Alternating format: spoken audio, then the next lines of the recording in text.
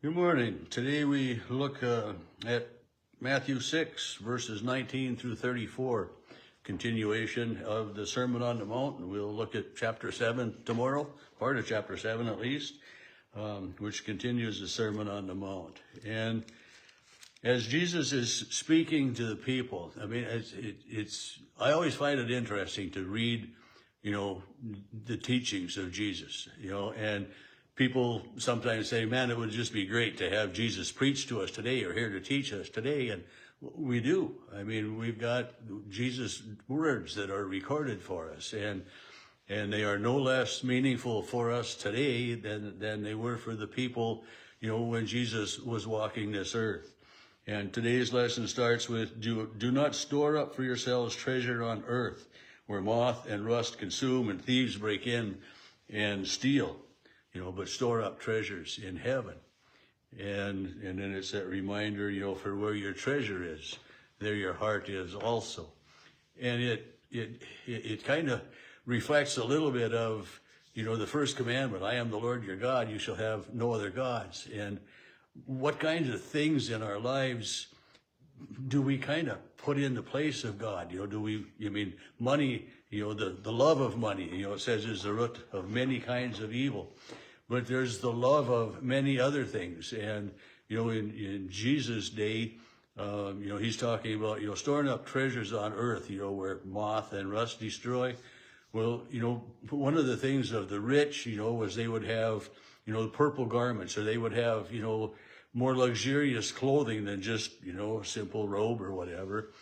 But, they didn't have, the fabrics that we have now. And, many times, moths and any other insects would get in and, destroy them. This was a common happening, and, we've got, I don't know how many people use mothballs anymore, but they're around, as a deterrent, or, to put your clothes, some of it in a cedar chest, and different things that way to protect what we have.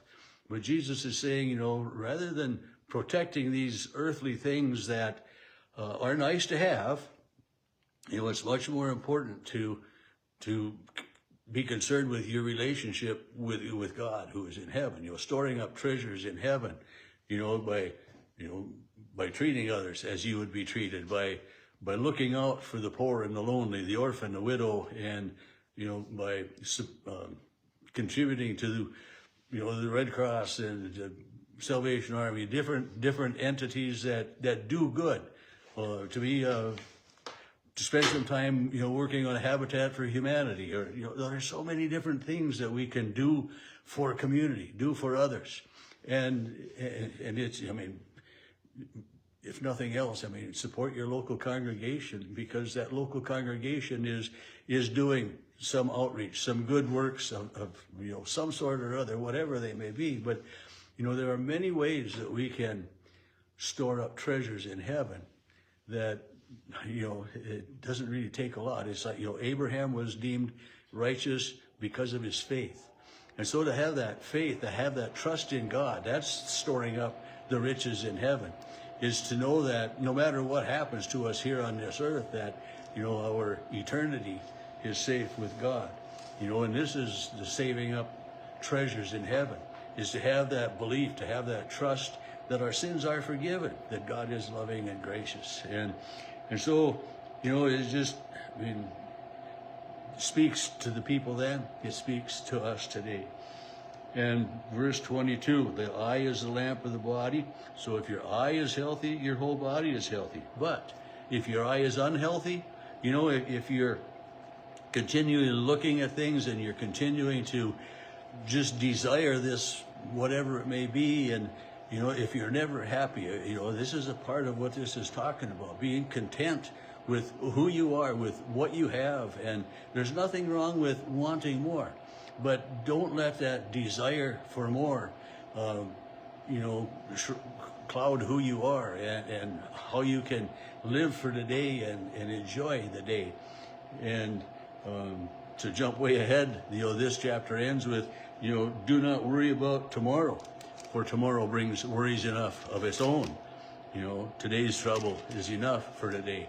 And that's a part of the, if your eye is healthy, if you're living in the present, which is hard to do. I mean, we live in the past, and, it's just, these things that have happened to us, or things we've maybe said to people, or things we've done in the past, continue to haunt us. But those are in the past. And so we confess those. We try to make amends for those so that we can live comfortably and happily today, in today's situation, and not have to worry about what happened yesterday or 10 days ago or 2 years ago. And also not to worry so much about tomorrow that we can't enjoy today. It's to live in the present and to be, as I said, content. If your eye is healthy, and part of that is your outlook on life. If you have a positive outlook on life, how much more enjoyable is it for a day to spend a time with somebody that's got that positive attitude rather than this chronic complainer? I mean, which person feeds you and fills your spirit? Which person would you rather be around? This is having that healthy eye, to be content. And I could have so many examples of people on both sides of that. And some days I'm one, and some days I might be the other. But to be happy, to be content. And he says, if the light in you is darkness, how great is the darkness? If you can't find the joy, if you can't feel positive, if it's, if you're always down and out, and I understand depression, and when things go bad, it's easy to get on the pity pot, as we call it, and sometimes it's hard to have, very difficult to have a positive outlook on life, to have a let's go get 'em attitude, and what today brings is good, and the people will say, well, I woke up on the right side of the grass today. Well, that's a good positive statement in some ways. We're looking at living today, and we're content, we're happy to be here today. And I'll joke sometimes with those people that, if we don't wake up here today, where we are, well, promise is that it'll be a better place. And then verse 24, no one can serve two masters. We can't have this, that we're working so hard for this, or working so hard, it's how do we find that balance?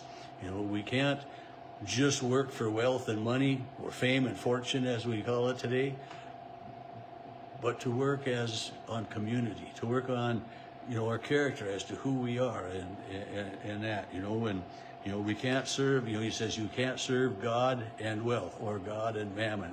We can't serve God and all of the human nature that we are.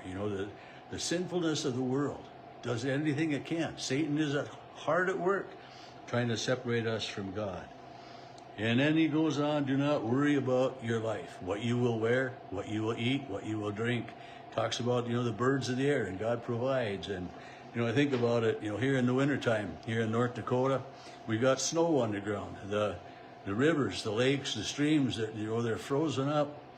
But yet, the wildlife, I mean, they find ways of finding food to graze. And they find ways that, the snow is enough moisture, or other aspects, so even here in the middle of the wintertime, when things are not growing, things look barren, and we wonder, well, how do they manage to survive?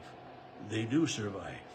And sometimes it's because we as humans, some will feed the birds, and some will have water out for but these animals in nature can take care of themselves. God provides for them. And so Jesus is saying, God provides for them. Won't he provide for us too, for his humans too? I mean, he created us in his image.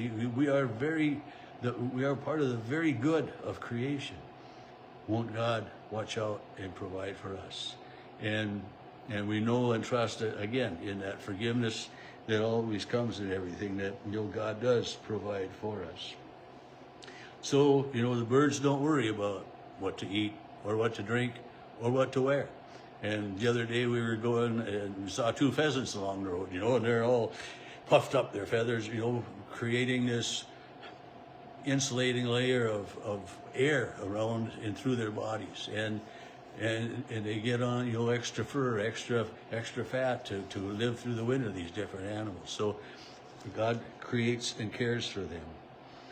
And then it's just, verse 33, I have, one of the many I have underlined here is, strive first for the kingdom of God and his righteousness, and all these things will be given to you as well.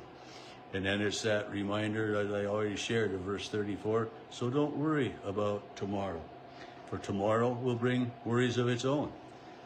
Live for today. And it is such good advice, for Jesus. He says, today's trouble is enough for today. And yeah, I mean, we sometimes spend way too much time worrying about tomorrow, the next day, next week, whatever. And, we just came through the Christmas season, and many of us were working hard to prepare for, family to come. And we're so worried and fussing about having everything just right and everything just perfect, and if things aren't right and if things aren't perfect, which, very seldom they go just as we would have them go, but yet it happens, and we're together, we're having a good time. And so to be able to live in the moment, to be able to live in the present for today, this is so important. And always to trust that, God is watching over us. God is providing for us. And I mean, we can't just sit on a log and say, okay, give me food, but I mean, we contribute as well that way. But God is always faithful.